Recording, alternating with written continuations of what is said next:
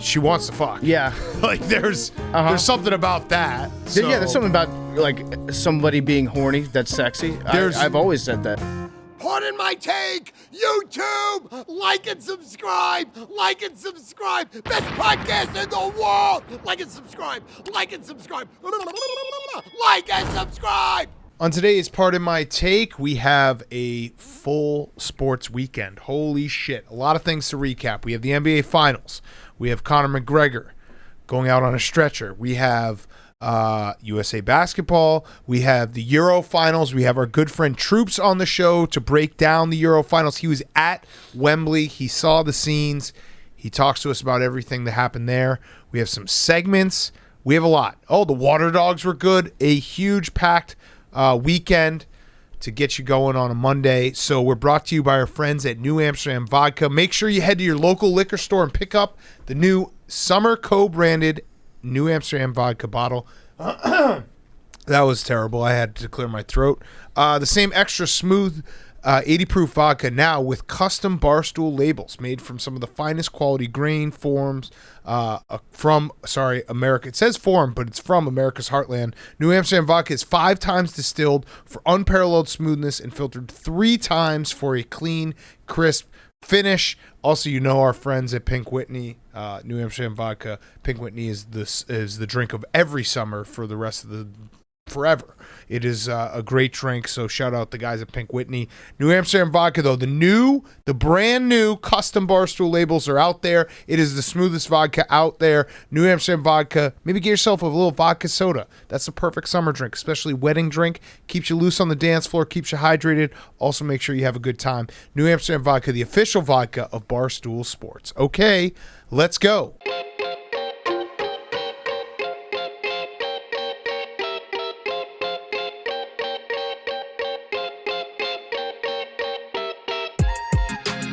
Welcome to Pardon My Take, presented by New Amsterdam Vodka. The new Barstool branded New Amsterdam Vodka bottle is out for the summer. Go check it out.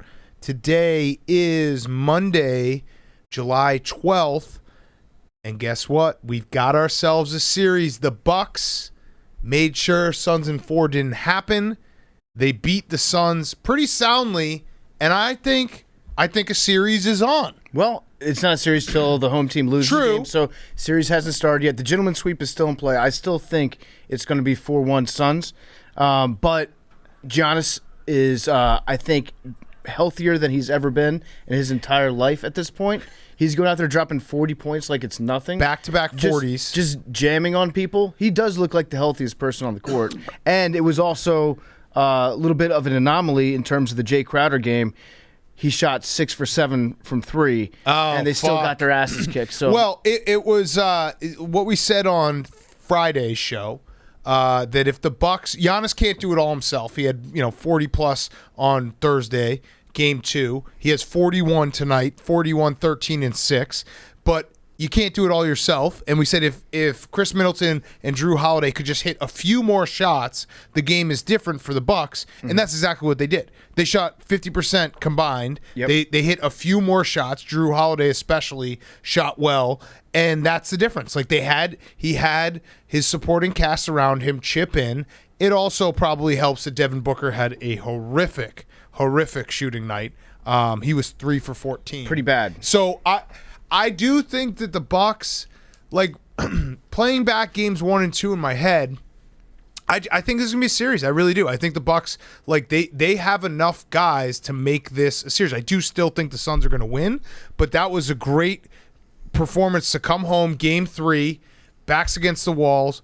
Shout out our guy Ryan Russillo, who said you can't fake desperation, because that's what it felt like. They had Dana Beers in the crowd, yugging beers. That probably is why they won. But the Bucks, that's what happened at the last game that he went to. He chugged a beer and then they went on a roll. I'm officially calling it. This is a series. The Bucks. This was a very good game for the Bucks, and it's a series. I think they can compete. Like there's nothing that I've seen in the first 3 games that it's essentially who can play their like top level ball. Because when the Suns like we said, when the Suns have their guys going, Chris Paul and Devin Booker hitting shots and DeAndre Ayton, they're impossible to beat. And the same is for the Bucks when they have Giannis throwing in 40. Is that? Oh, I just saw the stat. First player with back-to-back 40-point games. Yeah, he needs.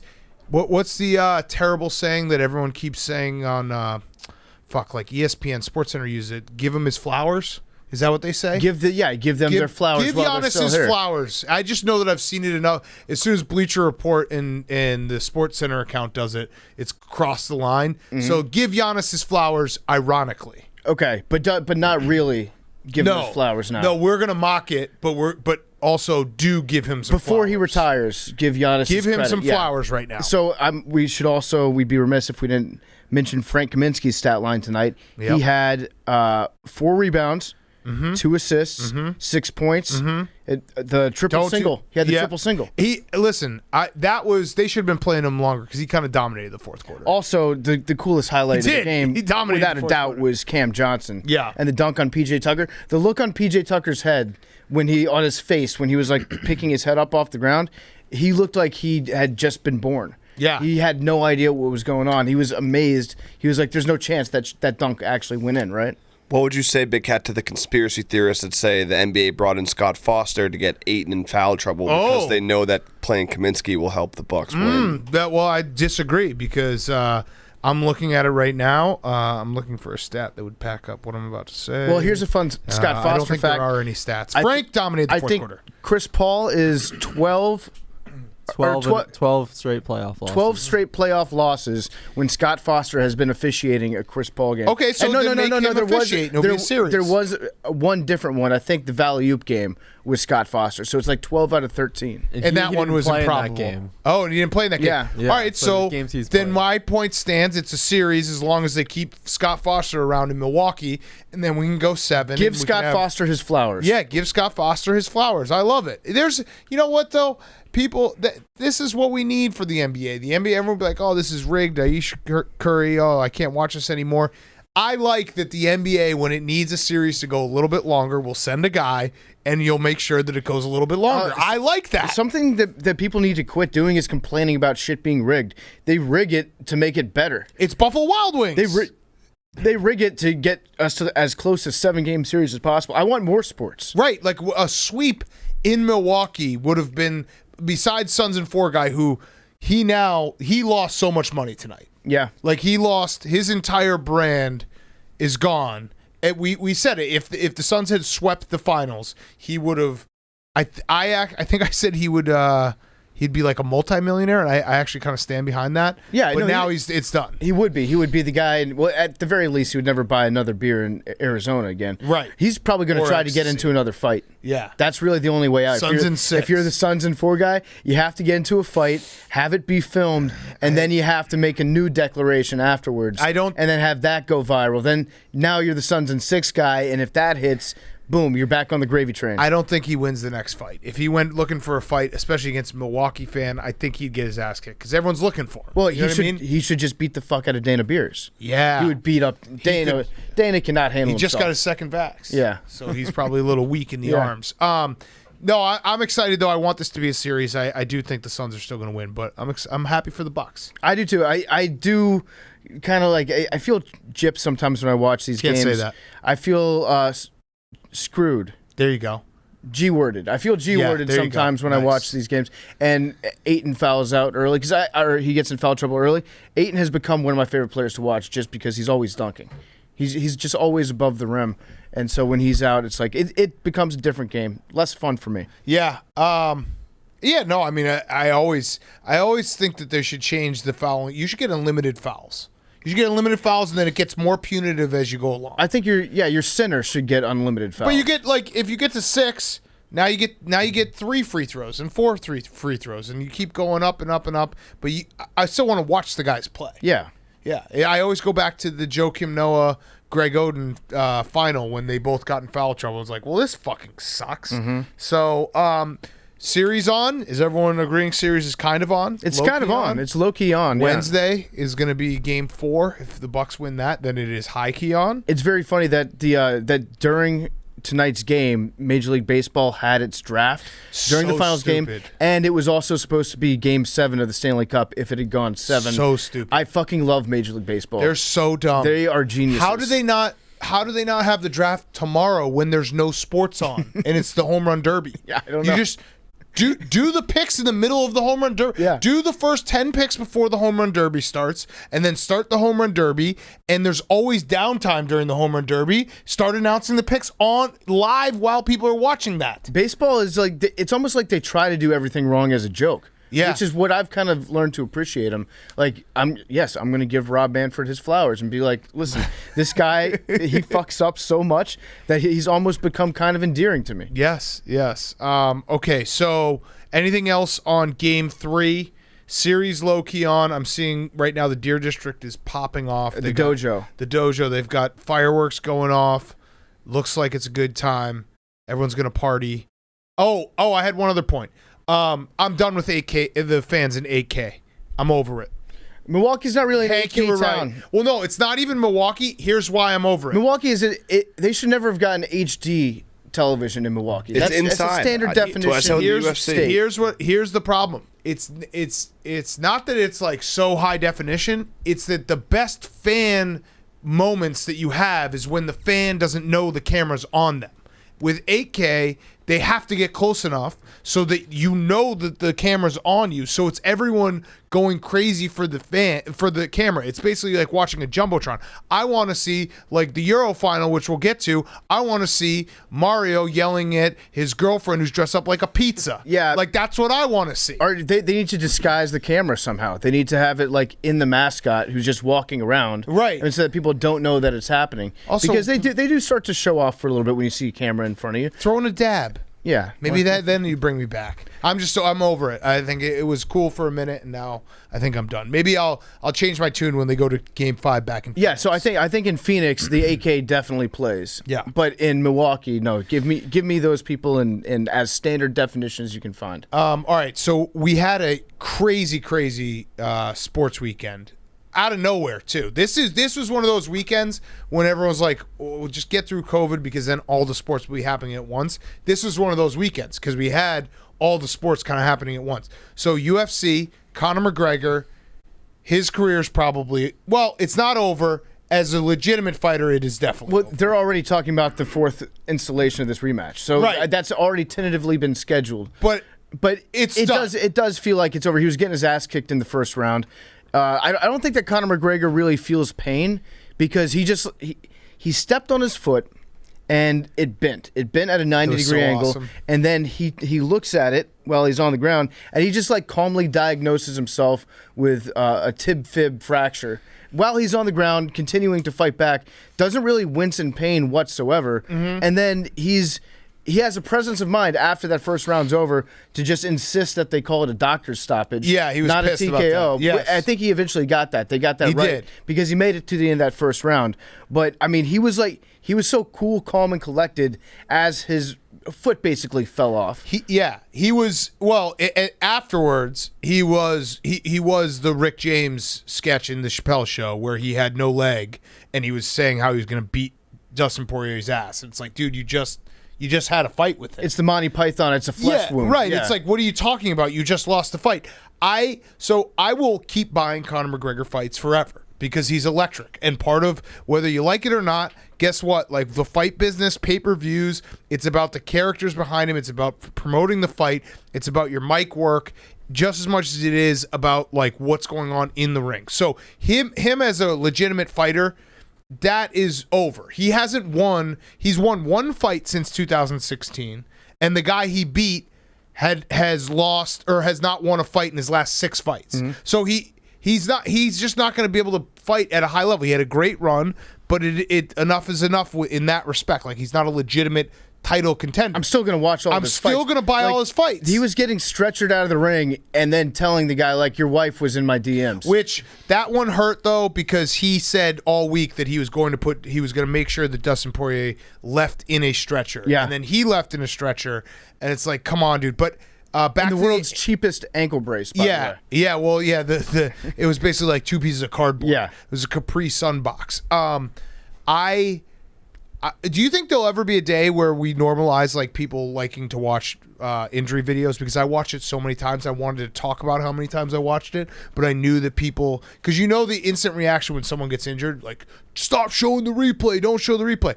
I want to see the replay as many times. I mean, I've professed this side of me many times that I like to watch the injuries, and it's gross and it's disgusting, but it's like fascinating. I figured out that I can watch these injury videos, but what I really like to do is I like to go find somebody that hasn't seen it yet, and then watch that person's reaction. Correct. To the injury video. So I got to do that like 3 times and said I would bring somebody new into the room and be like, you got to watch this injury, and then I'd just watch their faces, and then I'd laugh. I'd be like, yeah, you saw what I just saw. I love it. It's I mean, I don't know. I think something's a little bit wrong with me. You think so, Hank?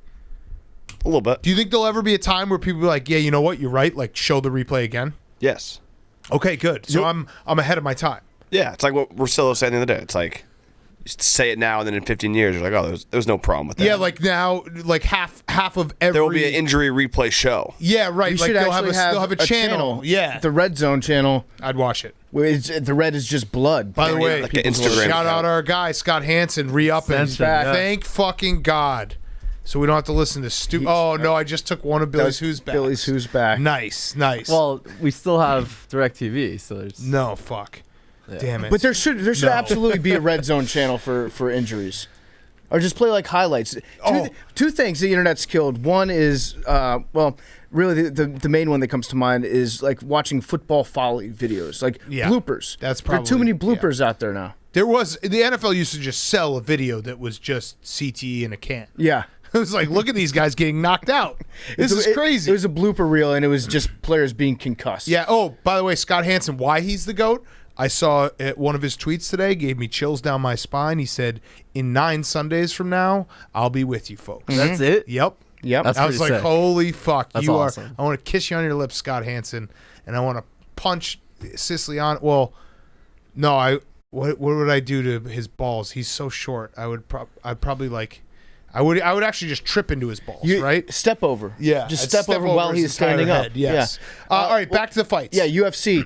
I really enjoyed watching these fights, mostly because I feel like one of the things that America can do now, we can come together around very small... There's only like a handful of things that make everybody happy to do together. One of them is watching Greg Hardy get his ass kicked. Correct. And it was amazing. That dude is soft. Yes, he would probably murder me, but like he got caught. What? UFC hardos in all over the place being like, try Greg Hardy on the streets. No, thank you. I won't, but absolutely not. I will gladly watch other big people beat the fuck out of him. He should be on every card being like, watch here, pay $50 at the bare minimum you're going to watch Greg Hardy lose. Yes, give me like have him fighting out of his weight class if that's even possible. Have me just like a guaranteed Greg Hardy gets knocked out event every single fight. I'm in 100%. Like he is the world's biggest scumbag. And nothing gives me more pleasure than watching him get punched in the face. And on top of all that, the guy who did it, Bam Bam from fucking Australia, who did a shoey after, what a legend. There's something about the heavyweight division when you get a guy who comes in and he's visibly kind of sucking in his gut, and he's an incredible athlete. He's about to just do damage in the octagon, but he still has that in the back of his mind, like fat kid, like, all right, there's cameras on me, like just, tighten it up a little bit, but you can see it. I instantly love those type of guys. He was electric. He was doing shoeys on the way out with the hot sauce, which was disgusting, but awesome. That guy, you couldn't have picked a better guy to beat Greg Hardy's face in. Agreed. When I first started watching that fight, I was like, I think I may have bet poorly on this. Because he wasn't even sucking in that much. Yeah. He was just kind of out there like, yeah, I've got a couple rolls. I got a spare tire on either side. But yeah, it was just really cathartic to watch Greg Hardy get punched in the face. That should be a sport of its own. Yeah, it never gets old. And he should do it if Greg Hardy had an OnlyFans, but every video like you could pay $5, like punch him once in the face. Yeah, I think he'd become a millionaire that way. I had a question coming out of these fights. So, is Conor McGregor a sore loser? That's what people are saying. Like, hey, he mentions Dustin Poirier's wife. Dustin Poirier, to his credit, I love when guys after a fight, the bad blood doesn't stop. That's when you know it's real. He's like, fuck this guy. I fucking hate this guy. But is Conor McGregor a bad sport, or is he just the greatest heel who just keeps selling fights? I tend to lean latter, but I did see like the sentiment that, hey, You're laying on the ground. You just lost. You broke your ankle, and you're talking about this guy's wife. He's not a bad sport. He's just Conor McGregor. Right. That's just what he is. And yes, Conor McGregor is a bad sport, but he's just being Conor McGregor. Like, that's his personality, and the reason why people watch the fights and the reason people get excited to tune in and watch him talk shit in a press conference is because he's Conor McGregor, and he does have that, like, I'm a heel personality. So I think it's too on brand for him to be like, oh, you're a sore loser. Yeah, no shit. He's Conor. Well, and I people sometimes get confused with the fight game, because I did see also Dustin Poirier after is like, listen, I like to fight. I don't like all the other bullshit. Well, unfortunately, all the other bullshit gets people to watch. Yeah, it gets you paid. Like Conor McGregor, you might say, oh, asshole, scumbag, all these things. Guess what he does do as well? He fucking breaks pay-per-view records all the time. That's why we're sitting here right now saying,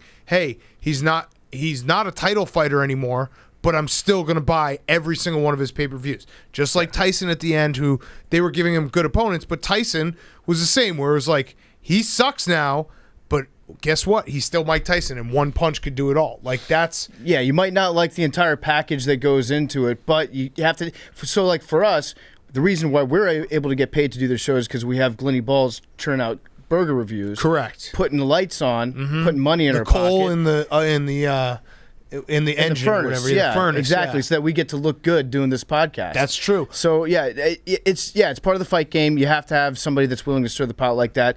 And it was very funny listening to the interview with Conor McGregor while he was on the floor of the octagon right afterwards. I don't think I understood more than 2 words that he said. Yeah, Conor McGregor, I don't think speaks. Is it Irish? He doesn't speak. It's Irish. He doesn't speak Irish. He's Irish. I don't know if you saw. He just makes up words. He's got the Irish flag. He just makes up words as he goes along. I don't think that's an actual language. It's like a language he invented. He also, it just shows how tough UFC guys are, because his ear was bleeding. Maybe brain, ear, maybe just cauliflower ear popping. And that's like a total secondary afterthought injury. Mm-hmm. Like, nah, he's fine. Yeah. His ear's bleeding. Let's worry about his leg. Last thing I had about the fights, I actually wanted to ask, because, you know, I'll admit it, I'm a UFC casual. Like, I buy, I don't know, probably like 8 to 10 pay-per-views a year. They are on like every single weekend.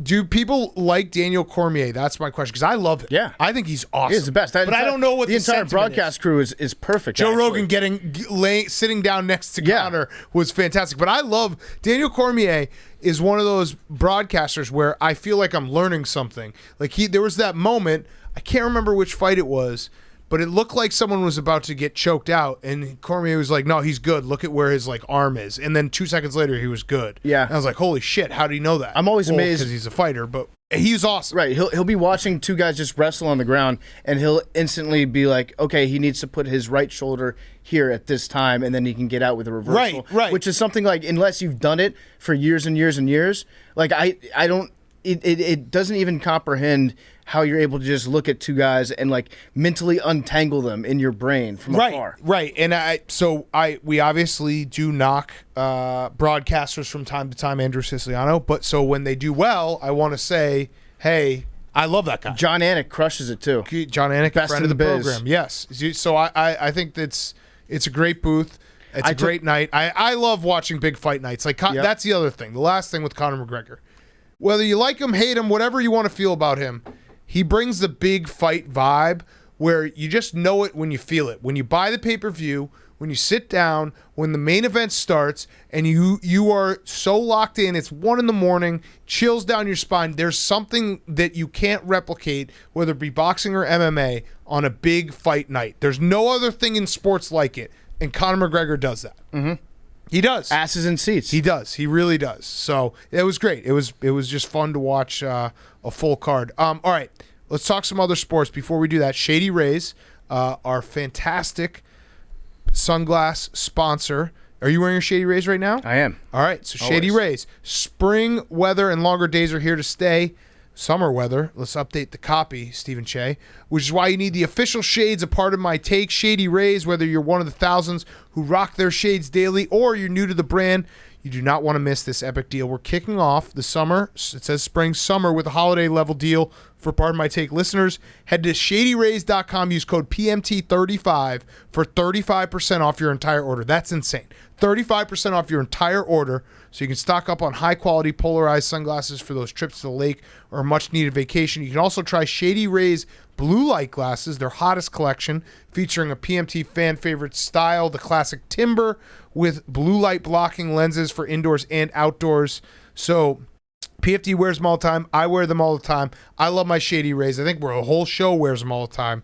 Use PMT35 for 35% off your entire order. So if you want to stock up on Shady Rays for the warm weather, now is the best time to do it. You won't find this level of deal anywhere else, but right here on Pardon My Take. Head over to shadyrays.com right now. Use code PMT35 for 35% off your entire order when you shop with code PMT35. You can grab a pair of polarized shades for as low as $31. We'll drink to that. Redeemable only at shadyrays.com, where you can find their newest and best selection, Shady Rays. Thank you very much, PMT35. 35% off Shady Rays. Okay, we're going to talk Euro final with Troopz, but let's just talk about it real quickly with us. The only other thing I had that we missed with Troopz, England heartbreak was exceptional. Yeah, I mean, you knew it was coming, too. Knew it was coming. And it is very funny watching the horny cameraman try to find the one hot person from England in the crowd. Yeah. Still haven't found him yet. They're still working on that. The chick who had the 69 yeah, jersey? Mrs. Grealish 69. I mean, she wants to fuck. Yeah, like there's something about that. So. Yeah, there's something about like somebody being horny that's sexy. I've always said that. There's also the Italian dude with the necklace and his shirt off. The fan cam is unbelievable. The pizza in Mario was so great because I know that the conversation leaving that house could not have been going great when Mario turns to his girlfriend's like, put on this pizza costume, and it's not flattering whatsoever. You don't think like, that's probably part of their vows when you get married in Italy? It's like she should have been Luigi to hold sexy Luigi. No, you can't like take your wife to a soccer game and then have her dress up as your brother. I think that would be hot. You think that's in a weird way? That would be hot. Pizza. Well, the fan cam to me was so entertaining today because every fan there was crying by like the 5th minute, either out of nerves because you were at Italy and you were behind and you're like, oh fuck, we're gonna lose this, or because you're British and you're like, fuck, I've seen this movie before. Right. We scored too early. Yes. Everybody was crying. Everybody in that stadium was so nervous. But I don't know, after like the 20th, 30th minute, I felt like Italy had it in hand. Yeah. Even though they were losing at the time, this was a 1-1 Italy victory today. They scored too early. England scored too early. Well, Italy got the away goal, which is why they won. They did. Yeah, that on aggregate, they won the Euro final. I also, credit to me, I am we're a huge soccer podcast. Everyone knows that.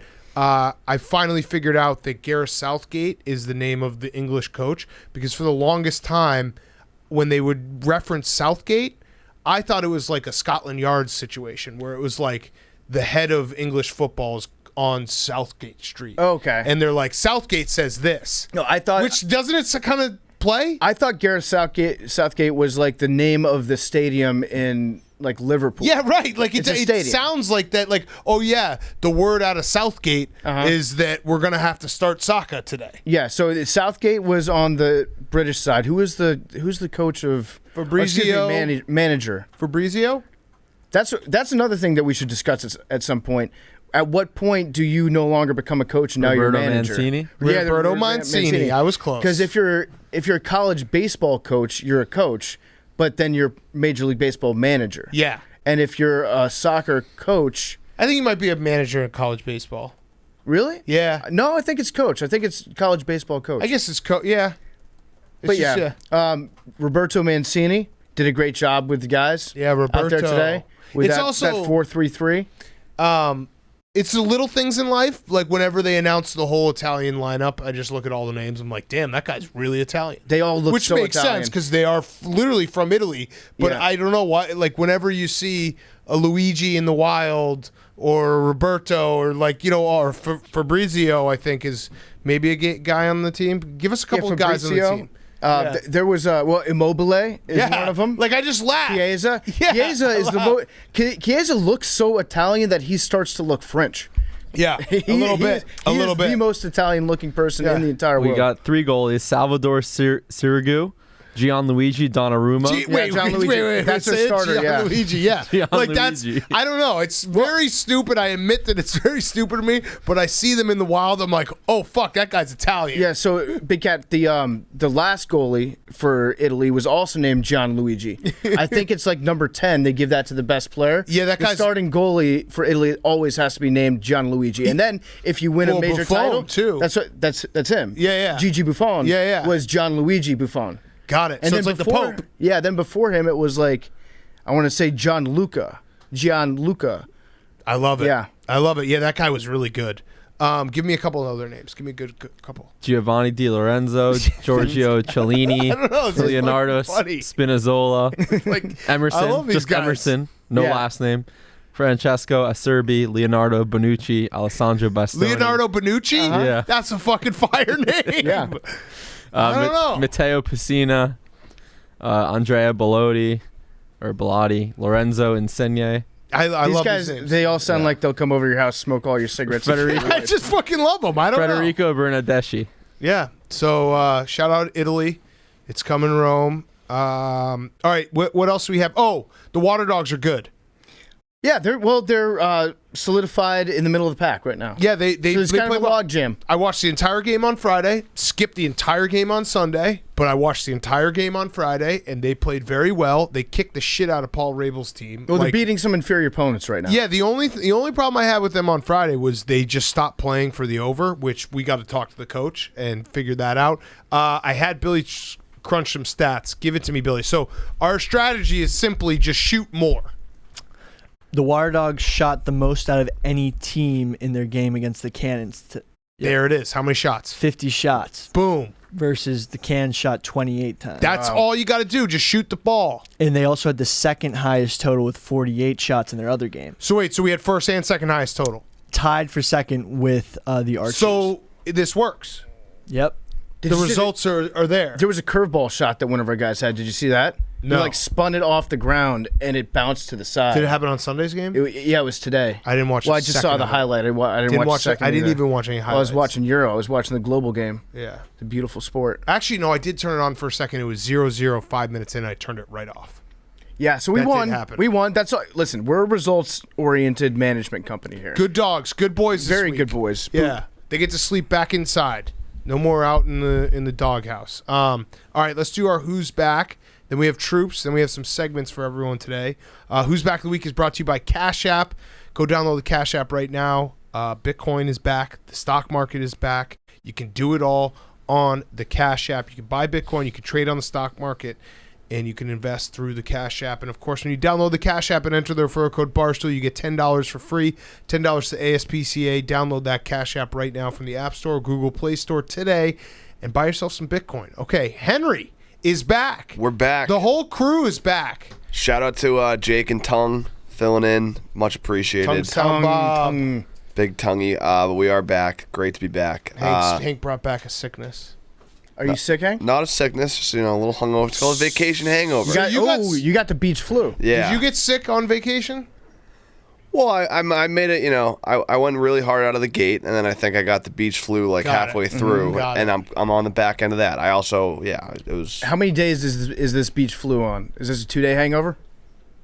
Well, it was like, it was a long vacation, so it was like the first 4 or 5 days I went hard, and then I got sick after that. Yeah. And then I'm feeling better now, but 2 more vacation questions. How was the shaming like curbed a little bit? People were respectful of your vacation time? yes, somewhat. Good. For the most part. 2, did you see Barry Alvarez retired and he accrued 31 weeks of vacation? Yes. He got paid out a fat check. But I don't know that I would do that because he didn't take the vacations. You got to just take the vacations. I think he probably did and just, I mean, his whole life is a vacation. Yeah, right. He came back to take a job that is essentially what he would be doing in his free time anyways. $300,000 he Yeah. banked. Inspiring. Pretty fucking sick. One other question. Hank, did you fuck? No, what? Okay. Just curious. Jesus Christ. Just curious. Just curious. Record scratch. Okay. Jose Altuve and the Astros are back. And, How so? And DK Metcalf. Jose Altuve's back because of that game against the Yankees. Yep, Yankees blew a 6-run lead in the ninth. Altuve had a walk-off, took his shirt off. They got the easiest punishment of all time. That was the only thing I wanted to note. We talked about it in real time with COVID. They got let off more than anyone's been let off the hook in the history of anything. Because fans are back now, but it's so long ago that they don't care. I don't think it's not right that he's able to take his shirt off and like play into that joke without having ever really been punished for that. Correct. Right? It's also I will not laugh at it. It's also very funny and sad for Yankee fans that they got the ultimate punishment of all of this by signing Garrett Cole for a shitload of money, who is only good. Well, he had a great game on Saturday night, but seemingly is only good when he can cheat with spider tack. Right. Hilarious. That really sucks, right, Jake and Billy? Small sample size. Of just Saturday night him being good? Of what? He had 3 bad starts and then 1 good one, so it's not enough yet. Okay. He'll get a grip. I like it, Billy. He's back. Okay, and then what was the other one? DK Metcalf. For what? He did like a one-legged box jump. Oh, yeah, that was pretty sick. 42 inches. It was insane. I was thinking, holding a 12-pound medicine ball. Yeah, I mean, I can't even do a one-legged without any weight. I would imagine most people can't. Yeah, like 20 inches. I think it's a lot. Maybe. He's a beast. Yeah, but he also struck out twice in the Celebrity All-Star game tonight. He did? In slow-pitch softball. Yikes. Tough Wait, but luck. that gets aired tomorrow or today? Well, I don't know. There were people at the game that were giving me reports on his box Yeah, I think score. they like aired or they might air it after the home run derby or something. It's super weird. I need to see his 2 strikeouts, though. We need those. All right, PFT, your who's back? My who's back of the week is Shark Week. Shark Week's back. It's Shark Week. Boo. Shark Week. Although I do have kind of a shot that I'm kind of pre-calling on this one. I think that we're overdue for a Summer of the Shark. The media hasn't really had anything to keep us in fear about after COVID has kind of started to become an afterthought. The media, they are overdue for another Summer of the Shark. You weren't scared about the story of the shooting that was planned in Denver? That was pretty scary. Oh, that one? Well, yeah, that was pretty scary. That one wasn't really. They were saying that they found a shitload of guns, and it could have been like a drug deal that was going on, or very scary. They were selling guns, maybe not necessarily like a planned massacre. Yeah, but that's how the media. Saying the media definitely got me scared on that one. Exactly. When you find can't go out of your house. If a reporter finds a room that's got 7 guns in it, they're going to be like, crisis averted. Yeah, right. But I do think that we're overdue for a Summer of the Shark. Like there might be one shark attack on the East Coast in the next month. And then everybody will just freak out and be like, Summer of the Shark's back. Sharks are back. Shark Week sucks. Shark Week does suck. It doesn't take a genius to figure out how to make Shark Week good again. And that's just give us an eating. Give us a feeding frenzy. I don't even have it. Don't make someone die just for Shark Week. Just get more cameras out in the ocean, so when someone does die, naturally, we can put it into Shark Week. I'd like to say if I get eaten by a shark and it's on camera, I want you to use that for content. Correct. Don't let me die in vain. Tease it up on Shark Week. All right, my who's back is the Goats, because it was a big weekend for the Goats. Messi wins his long-eluded international trophy with the Copa America. Is that what it's called? Yeah. Sure. Why doesn't he play in the fucking Euro? Yeah. Because South America is in South America. Oh, not Euro. True. That No. That was real? Yeah, no, that was a joke. No. I'm back. Hank's back. Just kidding. You had us going for a second, Hank. So No, you're confused because he plays for Barcelona, which is insane. it's like everyone's like it was a big tournament, and yeah, it was South America instead of Europe. Yeah, so Copa is right. It's and then they all play in the World Cup. It's basically the World Cup, except not Brazil and Argentina. Right. And Colombia. Totally understood. It was totally a prank. Yeah. But he won. We'll just pretend that the ending didn't happen when he just totally missed from 2 feet away. Argentina won. Messi. They carried him off the field. My goat. So now Ronaldo and Messi have the same amount of trophies, international trophies, I believe. Mm-hmm. And that's really the only thing that was separating them at this point, because Messi's kicking his ass and everything else. And then Djokovic, it's over. He won his 20th Grand Slam title, Wimbledon. It's over. He's tied Federer and Nadal. He's slightly younger than those guys. He's going to win. He's going to win at the U.S. Open. That's the calendar year Grand Slam. Actually, they were saying it might be the Gold Slam if he wins at the Olympics as well. He's the GOAT. Jake, what do you say to this? Because you've been on the wrong side of history, and I'm wiping the floor with you. You're a Federer guy. No, we all know everything. that. No, you're a sport Federer guy. You're a Federer guy. 3-way tie for 20 is great for the sport. You're a Federer guy. We need all 3 in the semifinals. Kiss my feet and say I was right. Billie Jean King Tennis Center in 2 months. All in the semifinals. Yeah. But there's no chance that Federer comes back and has, adds to that 20, right? Nope. Like the 20 has a period next to it. He had a good run this tournament, and then Not really. He lost in the quarterfinals. Yeah, he's not getting Yeah, ran out of 21. gas. See what you're doing right now, talking about Federer? Could you imagine 5 years ago being like, he had a good run, he lost in the quarterfinals? Yeah, you're right. You're right. It's over. It's We'll see. over. See It's you in over. Queens? No. Actually, we were talking about it. We might go to one. A game. Is this the A one that he match. got kicked out of a couple years ago when he tried to kill a ball boy? Defaulted. Yeah. Whatever. Yeah. Shouldn't have been standing there. I don't know. People it's very funny when I hop into tennis for, I would say, I'm a 4 times a year, the Grand Slams. I'm adding it all up. I'm probably a tennis fan for an hour and 15 minutes a year. Yeah. And people are like, dude, what do you say about all this controversy? Like, I don't fucking care. Listen, He's the GOAT. I'm not a huge Djokovic fan. However, if he pulls off the joke slam this year. The golden slam. No, the joke slam. Yes, the joke slam. The joke slam by winning an Olympic gold medal. And then the U.S. Open. And the U.S. Open, that's something that we'll never see accomplished again in our lifetime. Ever. And I choose to appreciate greatness wherever I might find it. Mm-hmm. That's exactly right. No matter who you root for, someone's doing something great, you appreciate it. We should just sell joke slam T-shirts. Yes. He could Whether he wins it also or not. become the first player to get disqualified 1 year from the U.S. Open and win it the next year. Yeah, that's true. That's true. That's a great And that's fucking not thing. confirmed, but without doing Bullshit research, that it's he got probably disqualified. Why do you get disqualified? He got hit in the neck? he hit He's a got judge with range. a ball. In the neck? Yeah. Adam's apple? Was she okay? Well, if it was a Was it a female, he or a she? probably not the Adam's apple. Oh, was it a she or a he? It was a she. It was a she? And it was just, tennis ball, whatever. Oh. Oh, it was an older woman? Yeah. Fuck, I forgot I think about this. they had to call over like. Oh. No, He put his hand up. I'm watching it right now. He did the, hey, my bad, immediately. Then it's all good. If you put your hand up right after you hit someone by accident, Yeah. he hey, said my it's on bad, me. sorry. Just do like 6 sorries in a row. It's all good. You have to just say after it hits him, you got to go heads up. Yeah. Sorry, you okay? That's it. That's good. That's enough punishment. All right, Jake, your who's back? Did she die? Yes, my who's back? No. Okay. Billy is chomping at the bit to grab the mic. Who's back is Nigeria basketball. Yeah. They took down USA in an exhibition, so I don't think it's time to panic yet. 90-87. But they have some solid players. Like a lot of them are in the They NBA. do. So I don't think it's as embarrassing as people are saying. I have a take. But exhibition. I have a take that people are not going to like, and they're going to twist against me and say that I'm anti-American. You ready for it? This is good for basketball.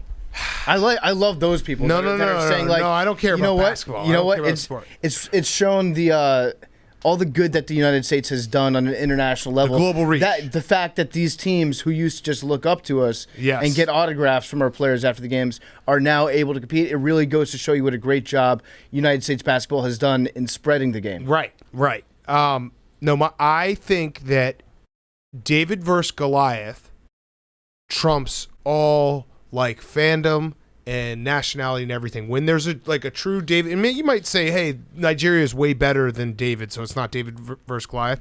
I would say, hey, these are a collection of the best NBA players. Like, they're the best. We're the best. We should win every game. Mm-hmm. We beat Nigeria by like 80 points, 6 years ago. Any David versus Goliath is so much fun to watch that I didn't really care. Like, I know that even if it happens in the regular tournament, I think I wouldn't.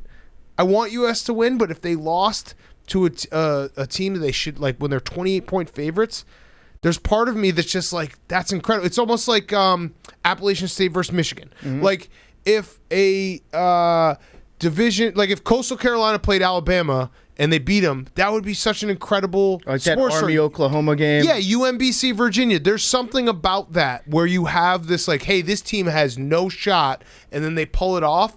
it's so fascinating to watch it. I wasn't bothered by it. I was like, that's fucking cool for Nigeria. You're rooting for humanity at that point. You know, I don't know. As a journalist, you're rooting for the best storyline possible. It just dawned on me that I was like, I think that I would always, if a David versus Goliath event happened like this, I would always kind of sit there and be like, that's fucking cool. Hypothetically, Big Cat, if it was Appalachian State versus Wisconsin. Of course, it'd be terrible. Yeah.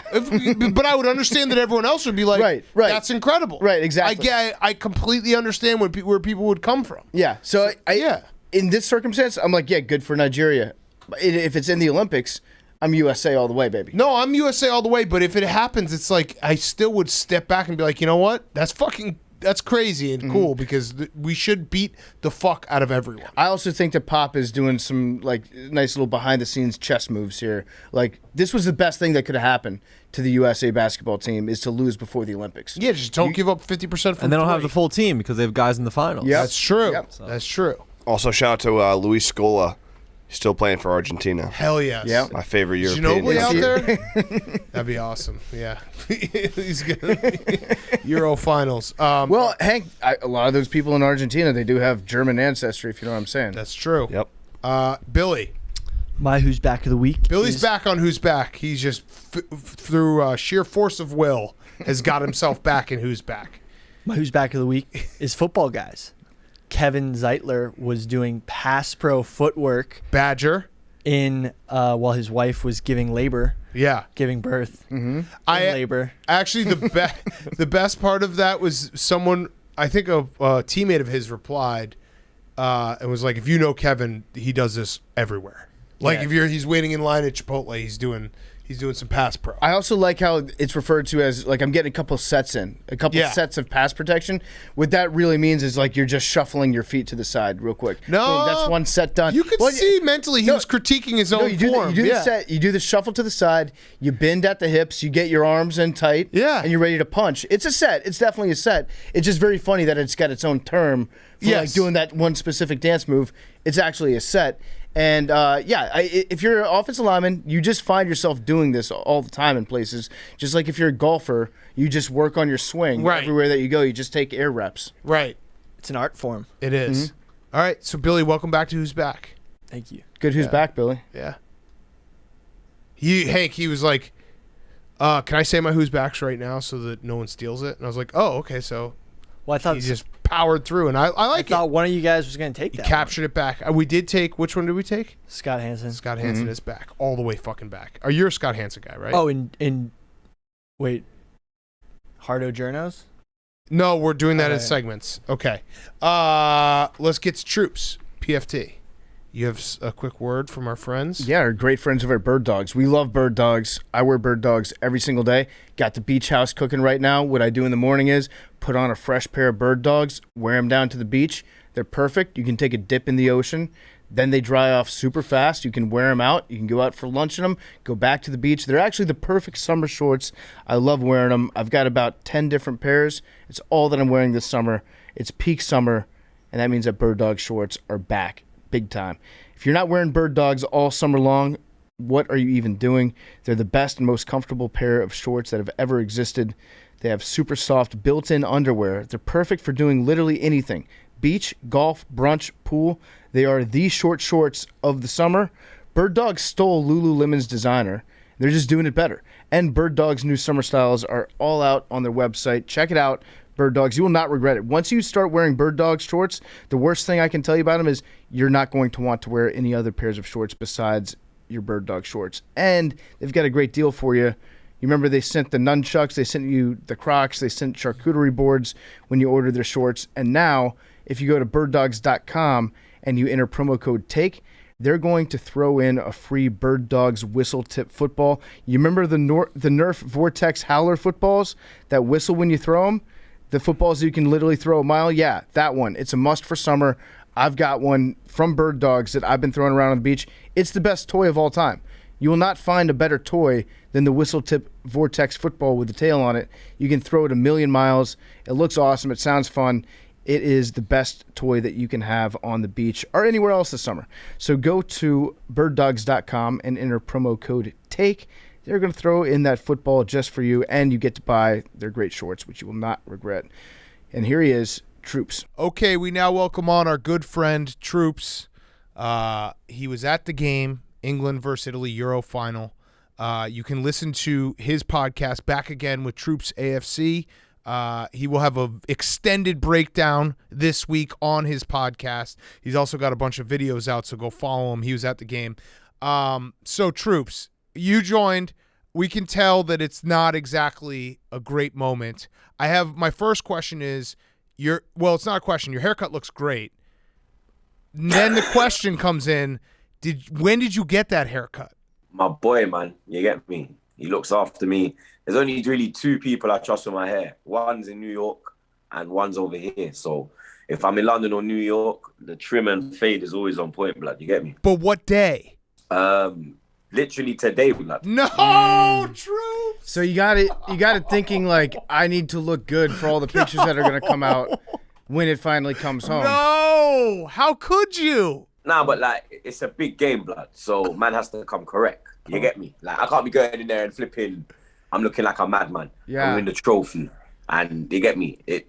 It's a final, man. You have to go there looking correct. Okay, all right. So before we talk about the game, I want to actually ask you about the scene. It looked insane all day in England, in London. Like, what time did you get up and start going to the game? Like, what was the scene like outside of the stadium? Because I think one thing that everyone just loves, like I always talk about the big game feel. When you wake up in the morning, you're like, today is different. That's such a great feeling to have as a sports fan. So what was it like walking to the game and beforehand and outside of the stadium? Like, from I woke up, like, I was nervous. It's a final. Anything can happen, you get me? But the excitement is there as well. So when I'm in the shower, I'm playing Three Lions. I'm playing Vindaloo. I'm playing fucking the streets. Like, I'm playing part life. I'm on the geezer thing today. You get me?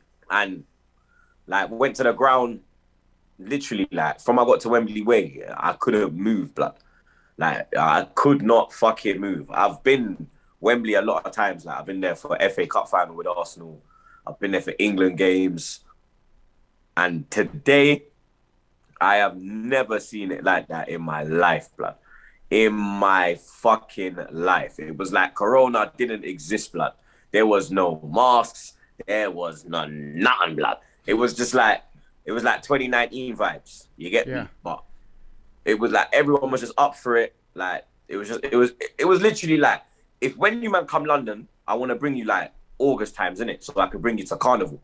Carnival's like the Caribbean carnival, you get me? And then we you walk around West London, they got floats, you follow the floats, you can just walk around, they got food selling, jerk chicken, you can just smoke your weed, drink your drink, your vibes in, girls will just jump on you, you get me? Like, they would just jump on you, bro, like you're bopping, a girl would just jump on you, it's mad, you get me? It was that kind of vibe, bro, you understand? Like, people had their flares out, there was fucking, people were throwing beer in the air, you had to like make sure you don't get licked down, because they're like, fresh cans, blood. They're just throwing them in the air, like, you just catch the can, blood. Boop. You get me? Like, yeah. It was crazy, bro. Like, you know the English man there, the football man there, they love the white stuff.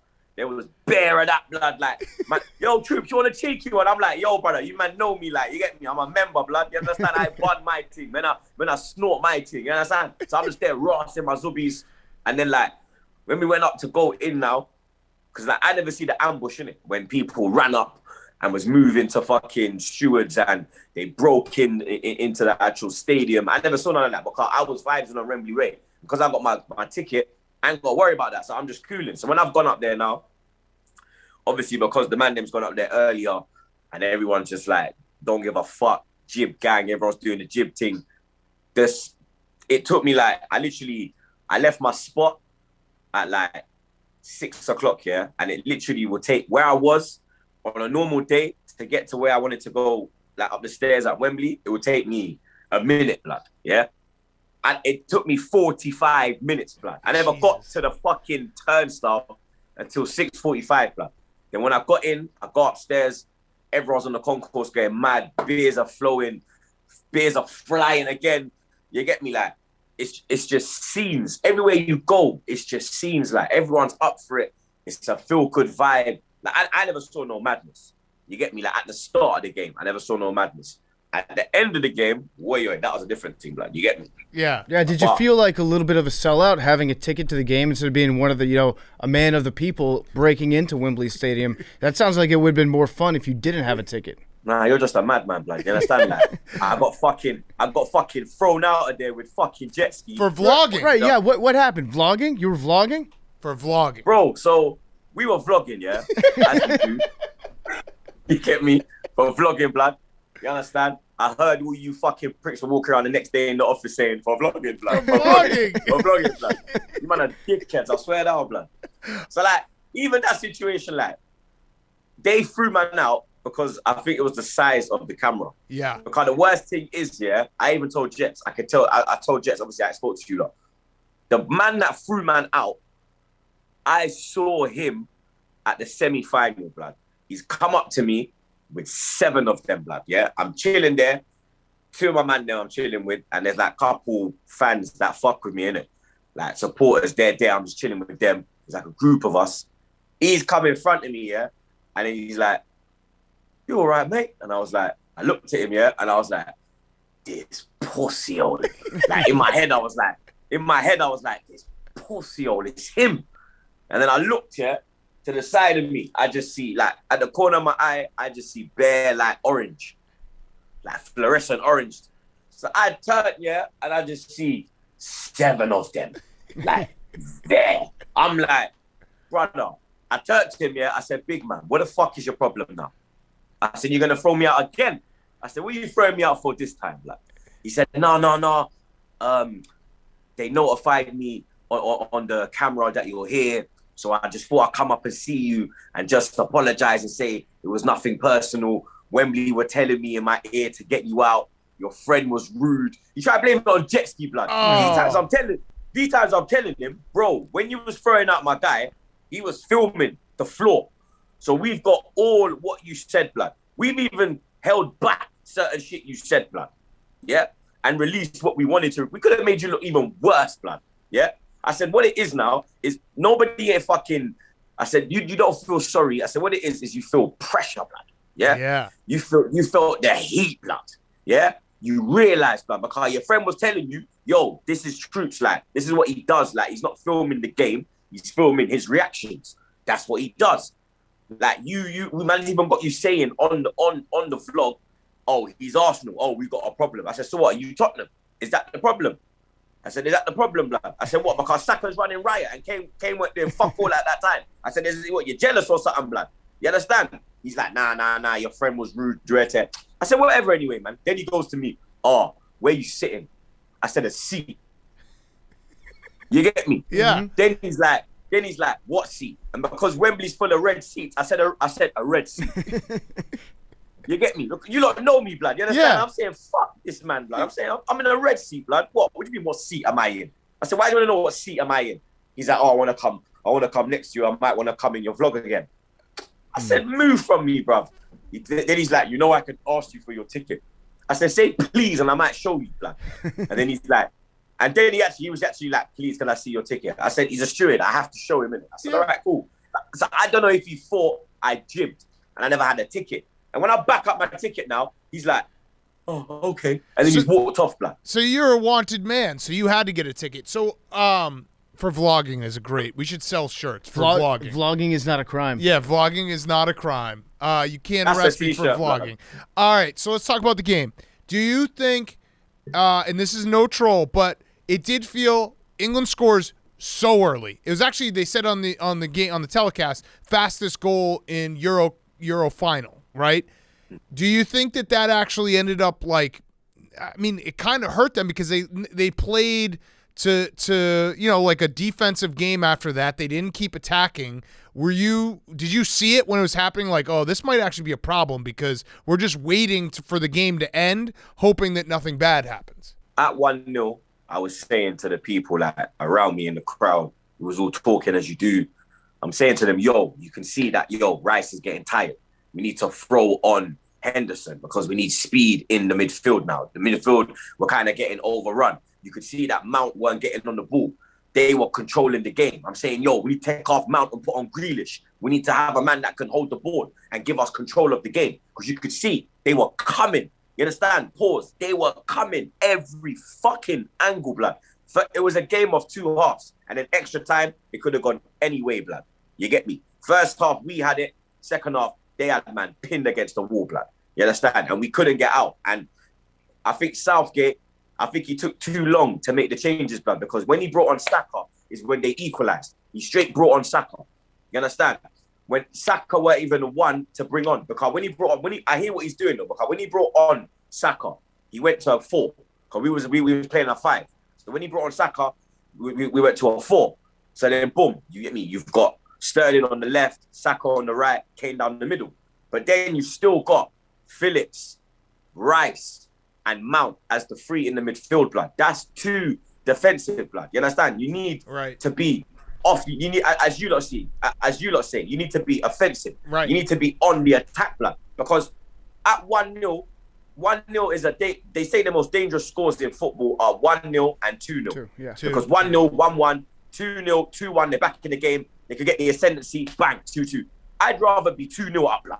Yes. Then 1-0. Yes. I disagree. Yes. I'd rather be. It is funny when people say 2-0 is the most dangerous lead. It's like I'd rather have 2 up than 1 up. If you're 2 up and then you lose the lead, then that's worse though than if you're just 1 up. But still, I still would take up 2 goals. Well, there's an old saying in American football that all a prevent defense does is prevent you from winning, and that's kind of what England did. They got too conservative with it in the first half after that early goal, and you do get out of a rhythm. You have to be able to establish the connection between your midfield and your attackers, and if you're not even trying to, if you're only just trying to counterattack, then you don't have that rhythm already established to fall back on later in the game when you actually do need a goal.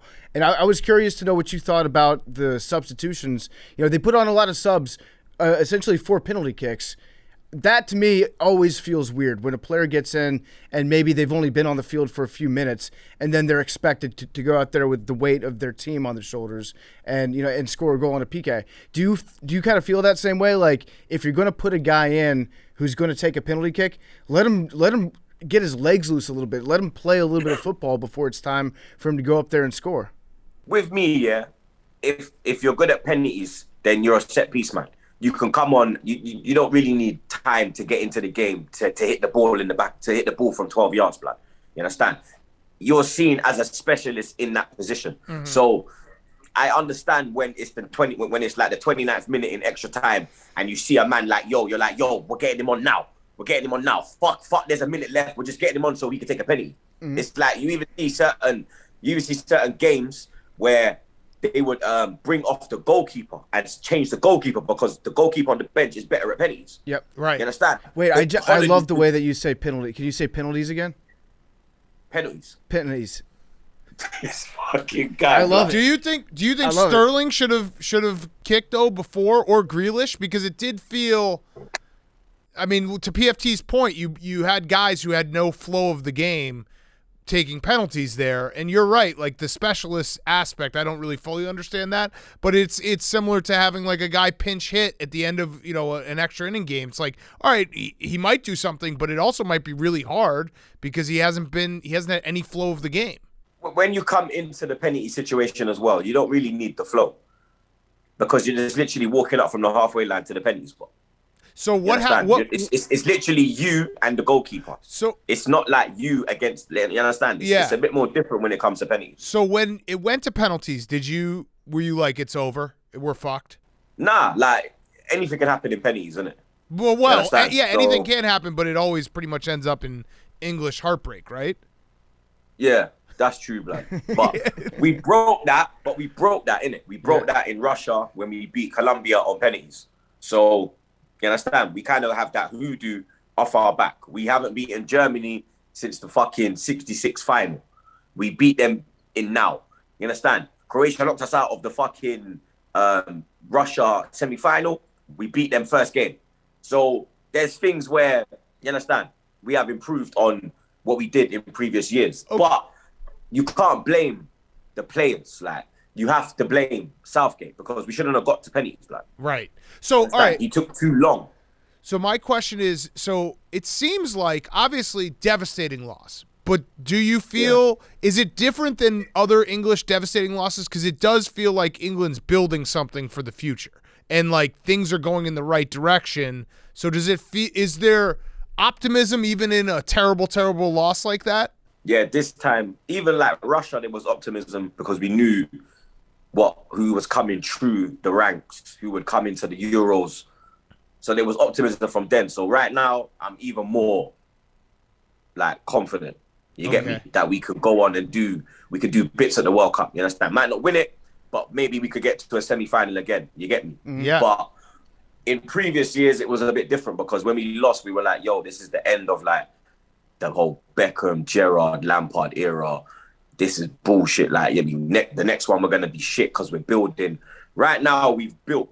You understand? And we just need to continue. The only fuckery is that with fucking 3 black players missing, you already know what's going to happen at full time. And as soon as Saka missed his fucking penalty, you go to his Instagram, you see monkey emojis, you see him black this, black that. You understand? I see a video of a fan being thrown into the River Thames, which is the equivalent of the Hudson River. You understand? Being thrown into it. I don't know. Like somebody said it was an Italian fan. Somebody said it was a black guy. Yeah, like there's been fucking people saying that people are running around with knives in fucking Chadwell Heath or something, chasing black people, trying to stab up. Like, bro, there's a mad thing going on right now in London. Like, it's like a race war, blood. You understand? And I'm like, why are you doing this, bro? Like, this is like, come on, bro. It's 2021 now, innit? You understand? We need to stop all this bullshit. You get me? Like, booing the fucking knee and all this bullshit. Like, you're booing the knee, but then Sterling bangs it top bins and you're fucking there like, oh! You understand? You're saying Saka's a Saka's a prodigy. We need to start Saka. Saka misses, he's a black cunt, this, that, da. You're begging for Sancho to be played. Sancho comes on, oh, fuck Sancho, fucking this, that. These men are fucking deluded, blood. They pick and choose when they want to like us, blood. You understand? And it's gone beyond that point now, blood. Man's had enough of this shit now, blood. You understand? Yep. It's fucking bullshit, blood. You have to look at the majority of this team as well. Majority of this team is black. You understand? But the best players are black, blood. Yeah, if we want to get technical. And then you understand? It's the black players that kind of carried this team to get to the final, blood. And now you want to turn them, man, because we missed the team. But then where's the experienced players? You understand? Why are they making the kids take the team? How are you making a 19-year-old take the final penalty? How can you make a 19-year-old take the final penalty? Was he the youngest player to take a penalty in a Euro Cup final? I think I saw that somewhere. And he's your favorite player. Yeah. So do you feel like one of my favorite? I'm curious to know how you feel when you're watching the English national team play, because there are so many players on the team that play for your heated rivals. And question. You have to be, you're an Arsenal fan first and foremost, I think, but you also support English national team. Do you feel bad? Like, do you feel like a traitor to yourself when you're cheering for Harry Kane? Nah, because he's playing for England. He's playing for the country. Who's the guy who made the other penalty kick? What? Who scored? No, yeah. Who scored? No, the Maguire. That guy was he looks the most English caricature guy of all time. Oh, the guy that put it top shelf? Yeah. He couldn't get a tan if he sat out in the sun for 5 years straight. Ooh, Troopz. Do you think that maybe Pickford should have taken your advice and gotten a haircut today before the game? Oh. Because his hair sucks. Yeah. No, but he made 2 saves. Or is it 1? I think he saved 2 shots. Yeah. 2 penalties. Yeah. No, one was missed, right? I don't know if it was a miss. I think he had 2 saves. Yeah, he might have been 2 saves. Yeah, he had 2 saves. He had 2 saves because they won. Yeah, they won 3-2. Yeah. Because he saved the first one and he saved the last one. Yeah, and then Saka missed. How many times in the last 2 weeks have you said it's coming home? A lot. Like, are you sick of it? It's not coming home now, boy. So. I know. I know. Okay, Okay, we're smart. We're big football fans. We know everything about the history of the game, but we have realized that a lot of our listeners don't follow football as much as we do. Big Cat and I do. Yeah. So what, for them, can you explain to those people what it's coming home means? It's coming home, like, football was founded in England. You get me? It's not like, oh, we're bringing, the trophy's coming back home, like, you understand? That's what we say, like, football's coming home. You get me? Football's coming back home where it started. You understand? That's where it's coming home comes from. You get me?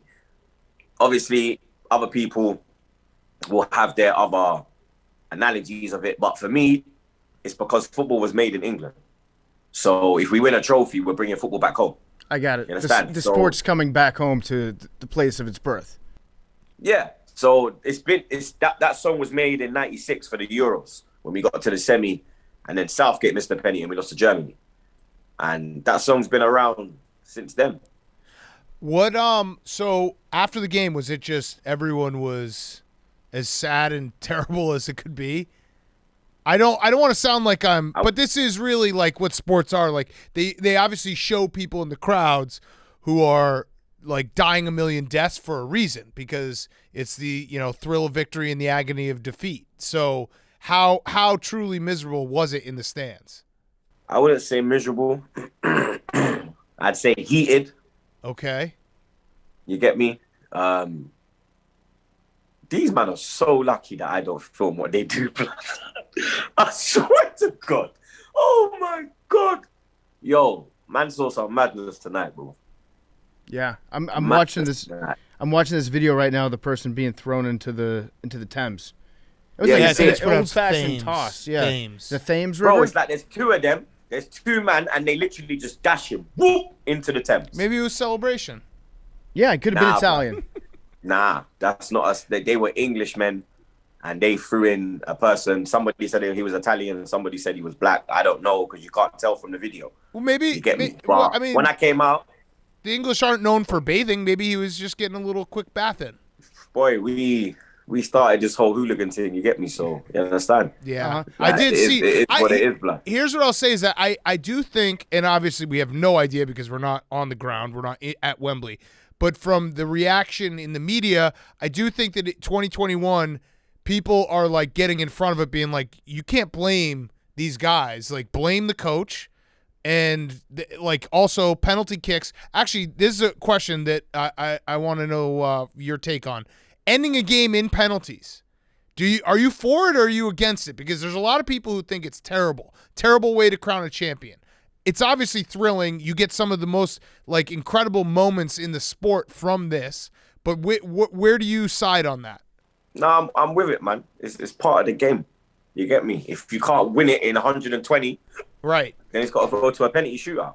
Yeah. Yeah. At some point, the players just get too tired. You can't keep playing forever and ever and ever. Well, I always thought. Yeah, because they're playing at high intensity, blood. Yeah, I thought what they should do is they walk around a lot. They should, at the start of extra time, take 2 men off per side. Yeah. And have it just be 9 aside, and then maybe if it goes to the second keep overtime, going until it's then one you on go one. 7-on-1, and then you end up just 1-on-1, full-sized field, and then first to 10 goals wins. Mm-hmm. Harry Kane's just tapping it in over and over and over. This is why you man do NFL and basketball. You can't be offsides if there's only one guy on your team. People love to say, like, their retort is always like, could you imagine if you ended an NFL game or a college football game? Well, college football overtime kind of is that. Like, they both start at the 25, and then they just score and score and score. It's awesome. It's fucking awesome. Penalty kicks is shooting a ball and then saving a ball, which Right. is a pretty big part of soccer. So it's not saying like it's completely unrelated to the rest of the game. It's a pretty big part of the game that you're doing to crown the champion. I do understand why people are like, there's no passing. It's not a team sport at that point. It's just an exhibition. But those people, Mike Greenberg, I'm looking your direction, need to figure out a better way to solve it. Besides, like I think we just did with our one-on-one. But they need to have a smart person sit down and take a look at it and see, is there a way that we can do this a little bit different? Because it does, when you have a team like Italy that wins a couple games in penalty kicks, it does feel like a little cheap, right? You're able to, defend, stretch it out until overtime, stretch out into PKs, and then all you have to do is make 3 shots from 12 yards out, and you end up winning the game. Yeah, but if that's your tactic, that's your tactic. That's how you're going to go at it. It's a tactical in tournament game. football. You understand? It's who wins the tactical battle. I have some silver linings for you, if you'd like to hear them. Number one is 2016 Euros. France lost in the final at home and then went on to win the World Cup. So England just lost at home in the 2020. They're calling it the 2020 Euros. So they'll go and win the World Cup, I think. I think that's pretty much a lock, guarantee, in the desert that no one's going to watch because it's going to be in the middle of football season. My other silver lining is your haircut looks great, even though you probably shouldn't have gotten it right before the biggest game of your life. And then 3 is the mini car. The mini car. What do you think about the mini car? Pretty cool, right? The mini car that brings the ball out? I think they got that idea from an American. That's something I can see. Blood, that's something I can see at like fucking Super Bowl. Yep. I wish. They're just coming out and then Brady just picking it up like, oh, hey. I want everything on a mini car. Like, that is the coolest way to start a game, is to just have a mini car driving the ball out. Blood, I knew you would like it. You know? Yeah, of course. Why wouldn't you like it? What's not to like? What do you have against the mini car? Nothing. It was just... Sounds like you don't like it. Sounds like sounds like you don't like the mini car. You think that it's one of the corporate American innovations to sport? Yeah. Which it is, I think, was sponsored by DHL. If something bad happens to the mini car, I think Troopz would be the first person I'd look to. You can blow the mini car up? I ain't gonna... Whoa, you mad?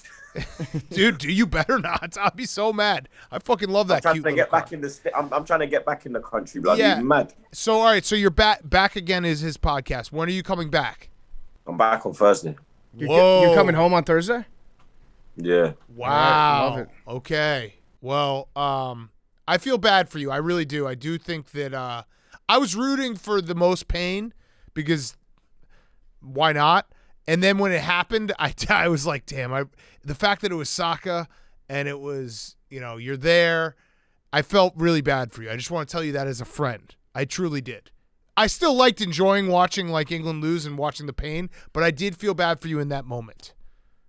Thank you. That's nice of me. It is. I think we did say over the last several weeks that we're rooting for England to get to the finals and then lose in penalty kicks. Yeah. I think we actually...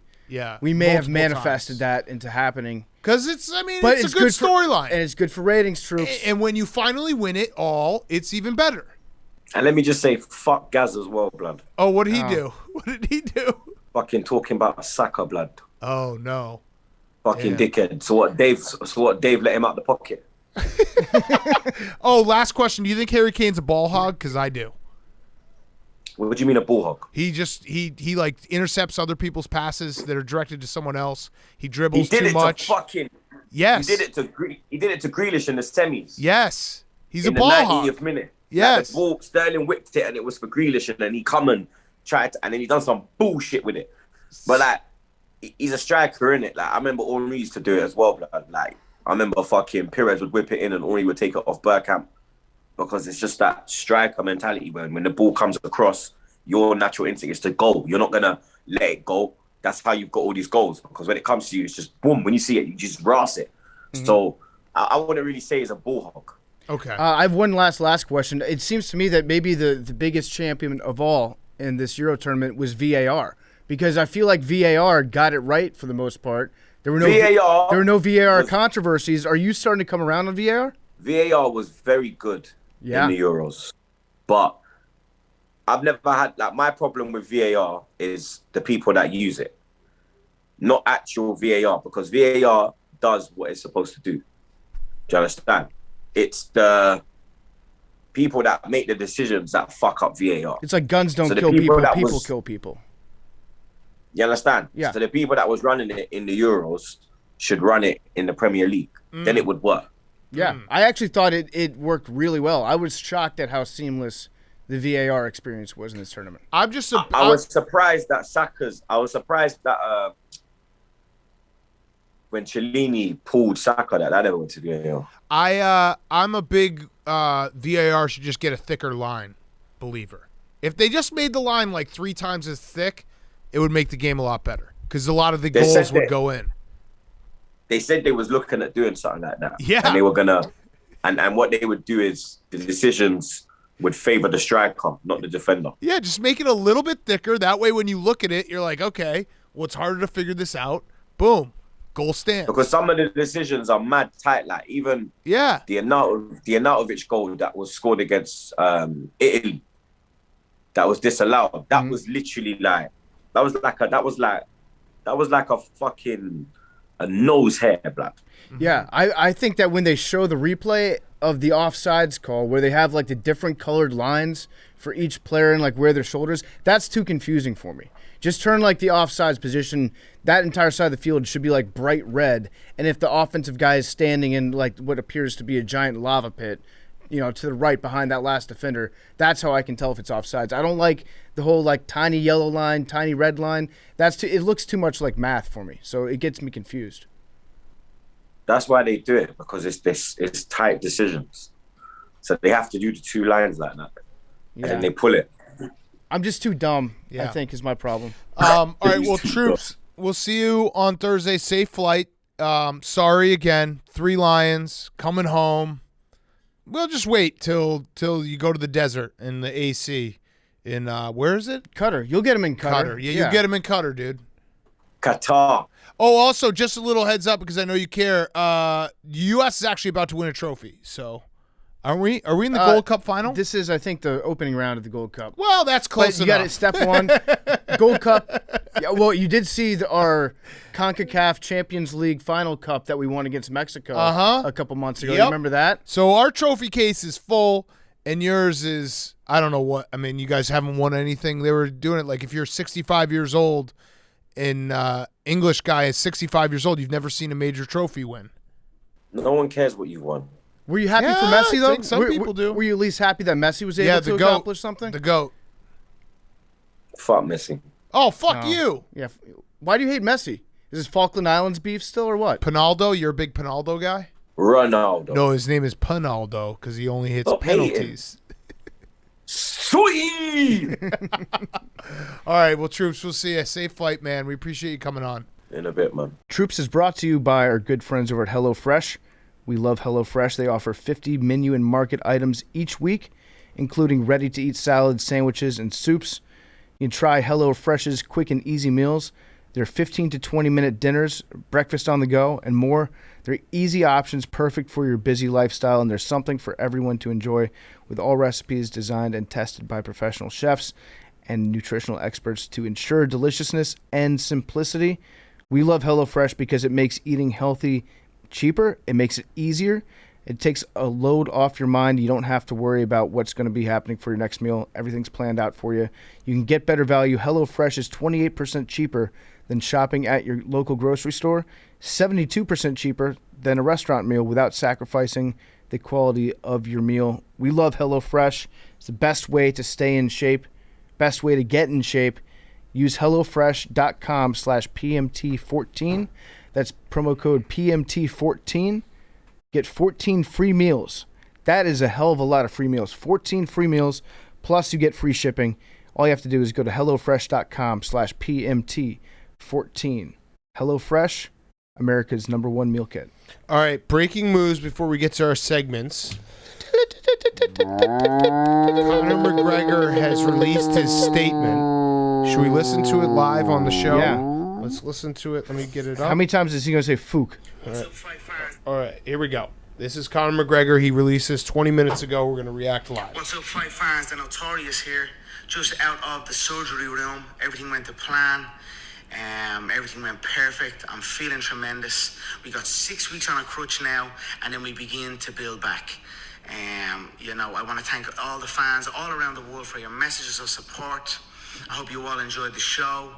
I want to thank all the fans in attendance at the T-Mobile Arena, 21,800 fans in attendance. The place was absolutely electric. It was a hell of a first round. It would have been nice to get into that second round and then, to see what's what. But it is what it is. That's the nature of the business. A clean break of the tibia, and it was not to be.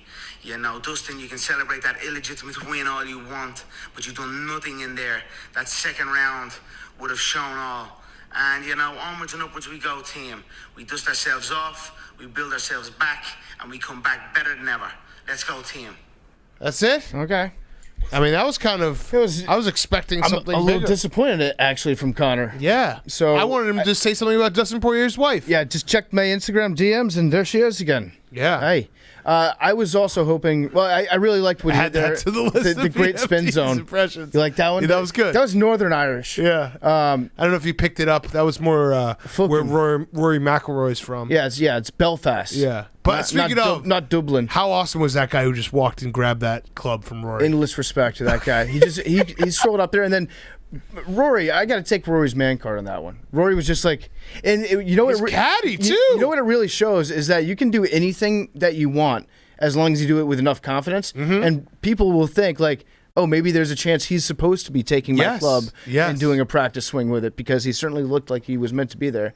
But I like what Conor was saying. Like, if you had only gotten to see the second round, that's when I was going to kick his ass. I didn't want to come out the gate too quickly and beat him up in the first round. That's real Vince Young. That's real life us saying, it's Vince Young. It's also us being like, I would have matched if something had happened that never ended up happening. Totally. What was Vince Young's? That chill out in the first half and then go the fuck off? Second half, go the fuck off. Yeah, he was about to go the fuck off. All right, so a couple segments. We have a Respect the Biz. So this is MMA journalists getting very upset because Addison Rae, TikTok star, people are saying she's not a celebrity. She's got like 38 million Instagram followers. I think she's a celebrity. That counts, yeah. She posted a tweet being like, LOL, went to 3 months of journalism school and now look at me here. And people got big mad. They got very upset. Journalists got very upset that they were being mocked, that someone else was getting an opportunity even though they went to Syracuse or Northwestern or Missouri, and they don't have the same opportunity.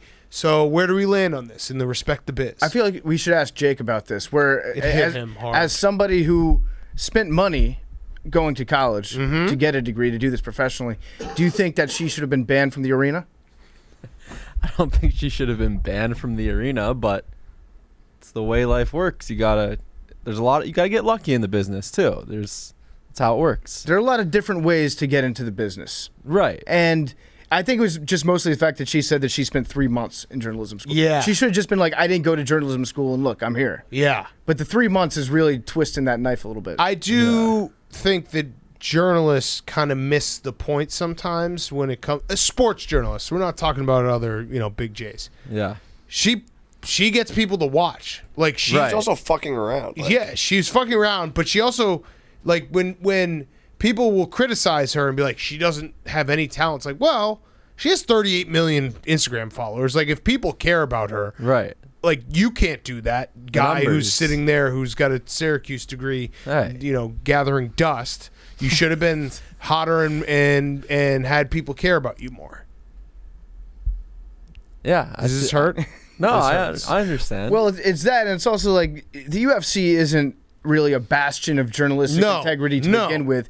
You don't have Woodward. You don't have Woodward and Bernstein covering Dana White. It's the fight game. It's just all about getting eyeballs on as many things as possible. So yes, I don't think that you necessarily have to have a J school degree to ask Conor McGregor, like, hey Conor, are you gonna let your family watch you in this guy's life tonight? Right. Robbie Fox, our guy here, great UFC journalist. Yes. Not really. I wouldn't say that he's the hardest hitting.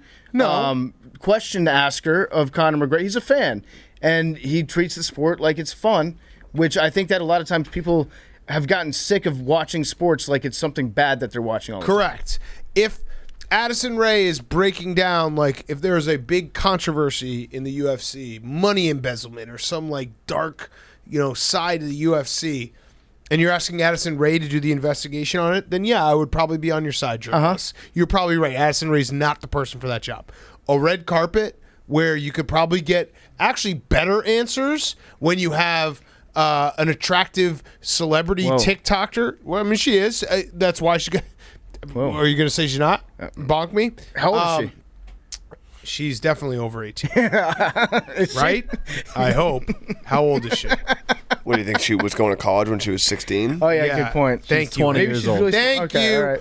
My point is, I would actually argue that she probably can get more out of some of these guys than if you have like a guy standing in a suit, a frumpy guy standing in a suit who went to Medill with a mustard stain on his tie, being like, "Hey, before you have this big fight of your life, like, I want to ask you, what's your grappling strategy in the second round going to be like?" Yeah, listen, she's not going to be getting into like the ins and outs of performance enhancing drugs and like how certain fighters may or may not be skirting those tests. I'm looking at her Instagram page right now just for research.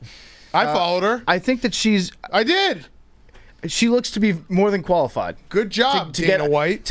Robbie Fox is the success story himself, and he's like interviewing Dana White. He didn't go to journalism school. Robbie's also hot as fuck. Yeah, he is. That long hair. Insane. Fox. Yeah. People were saying he should get a haircut. No. Wrong. Big time wrong. All right. I had one more Respect the Biz for you, Jake.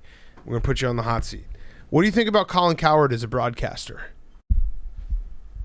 Like as a talk show host? Yeah, his career. Like, do you have respect for what he's been able to do? Yeah. All right, so he had a tweet over the weekend that said, if you're offended by golfers dropping F-bombs on a hot mic on TV, we can't be friends. Non-negotiable. If I ran a network, I would demand 6 F-bombs per round. Totally authentic how guys talk on a course. What do you think about that? I think the way that things are going, you're going to see a lot more alternate broadcast options. Spread zone, like you've talked about multiple times. I feel like there's going to be an option one day. Yes. The injury zone. Yes. Yeah. Red bone. Red bone. Me and you on the spread zone. Spread zone. One day. I love that Colin Cowherd said this is how guys talk, and he still did F-bomb instead of saying fuck. He didn't say fuck? Yeah, how guys talk. Respect. I also think that if you just say how guys talk, then you're not a guy. Like, you just already broke guy code. It's literally like saying man card. Yeah, right. Like, guys what the fuck, dude? Guys don't actually, we don't sit around taking each other's man cards. Yeah, don't. Besides on this show. Don't fucking tell everyone how we talk on the course. Come on, that's between us. Colin, there are chicks that follow you on Twitter. Yeah. What the fuck, bro? Oh, wait, this was from over. It was? It was from August saw it 2020. recently. Oh, so it was from the last time the match happened. I think it got resurfaced because it was the match last week. So I just grabbed it and I was like, I wanted to bring it up, to your attention when you came back. Colin, I think that there's actually a better idea than this. You're only allowed to cuss on this channel. Yes. Just fuck. Fuck. You fucking pussy. Yeah. Fuck. Shit. Colin, you have a podcast now. You can fucking swear. Let's see it. Let the cunts fly, Colin. Yeah, do it. All right, last one. Thoughts and prayers to Lamar Odom. So Khloe Kardashian posted an Instagram picture of her looking attractive. She was in a bikini with outdoor shower. How old is she? Follow her too. I don't. But she. Listen, you can follow people. Instagram's there for a reason, buddy. What do you mean? You follow. No, I'm just saying. You brought up Addison Rae. You brought up the story, I started and then you were like, following her. I started following her. No, I don't Khloe follow Kardashian, her. where you're like, I follow I'm Kim. gonna start. All right, I get all my I'm just news trying to through get in Kim. your. Yeah, I'm trying to get your journalism strategies. I get all my news through Kim. But anyway, Lamar Odom said hottie in the comments section, and Tristan Thompson said, God brought you back the first time. Play if you want. Different results. I just fucking love that. Tristan's like, I'm one phone call away from OJ. Yes, I will absolutely end you. I actually do think that Kris Jenner's probably killed 7 or 8 dozen people. Yeah. What was the Nick Carter clip? Lamar Odom. Oh, I think he did. I think he's okay. Lamar Odom, though, it's actually the other. Tristan Thompson doesn't realize it's the other way around. Like, if you come back from the dead, you should be, shooting your shot everywhere. House money at that point. Yeah, what do you care? Yeah, also, it's Lamar Odom. Like, he's unbunkable almost because, like, everyone knows he's the horniest person maybe ever. He died at a fucking cat house. Yeah. That is, you can't, that's the final boss of horny. Yeah, all of the blood from his heart went to his dick. And that became his heart. Stayed there. Yeah, that's where his head is now. That's where his brain is. And then when his boner died, he died. Yeah. That's exactly the science behind all I say let Lamar shoot a shot. He's probably going to break it anyways. Yeah, that's true. All right. Anything else? Billy, do you have a recap? Colin Cowherd also posted a weird photo with his daughter where he said he was in Wyoming, but the background looked like a green screen or like a picture. The plot thickens. So wait, you don't have a recap though, because that was something we just talked about. You just popped in your head about that, but the other stuff. Got it. That's cool. Kind of discussed everything. Yeah. Okay. All right, I'm looking at this We're picture. just changing. Okay. All right. That's fine. You think that's a green screen? Yeah, something weird. Yeah, the lighting is off there, isn't it? Wait, what is this picture? Wyoming. He's just trying to put mountains in the background. He just heard our podcast last week. Say fuck out on the golf course in Wyoming. Best part about being in Wyoming, he follows me. I don't follow him. Oh, Coward, he refollowed you? No, on Instagram. Oh. Yeah, he did unfollow me. Wait, which picture are you talking about? Because he unfollowed me on Twitter. Really? Yeah. Fucking pussy. All right, numbers. By the way, 8. What was the number? Oh, 69, Billy. You missed it. I know, that was a bummer. 99. 61. Last time it was 69. 18 followed. Squirrels can survive terminal velocity. Oh my God. Oh, what is that? Oh, fuck yeah. Are you kidding me? 69. What? Back-to-back 69s? That's Jesus unbelievable. Christ. Bonk on the lottery machine. Am I the first double winner? No. Maybe. Fuck. He is. Damn it. Still It got sucks it. too because you just didn't do your job the entire show and then you get 69 and now you're the winner. Damn it. Love you guys.